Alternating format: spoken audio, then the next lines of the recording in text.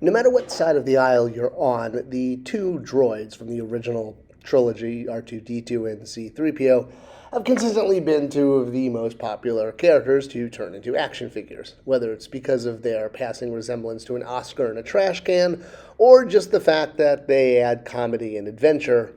We love them.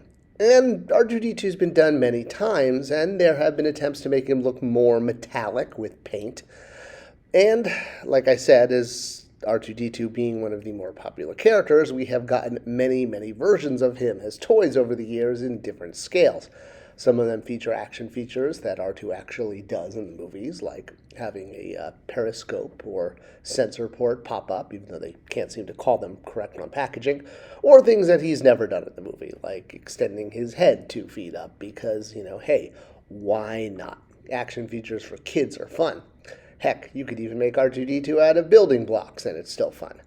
Well, as far as the desire of the public to own an all-chromed silver R2-D2, well, Hasbro is going to satisfy that need as well, and they'll do it with a process called vac metallizing.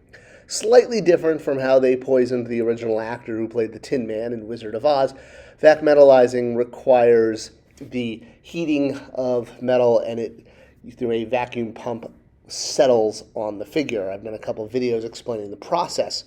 And there have been a couple companies that have applied this process to R2-D2, including Funko, that had a reimagining of R2-D2, is a pop that had a vac metal finish.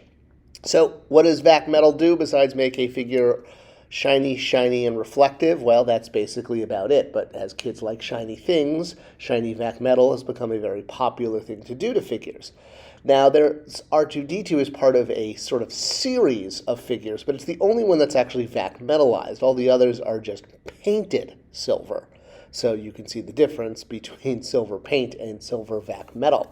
This was done originally for the 25th anniversary of the original trilogy, where you could get silver and silver anniversary figures of some of the more popular characters. R2 was available only at Toys R Us. Others were distributed at things like conventions, San Diego Comic-Con, etc., etc.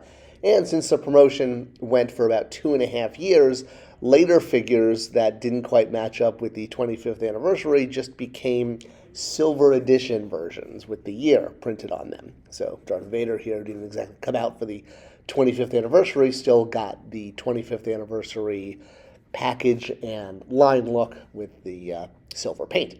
But like I said, R2 is the only one of these figures to actually get the vac metal treatment. All the others simply were painted silver or gray, if you will.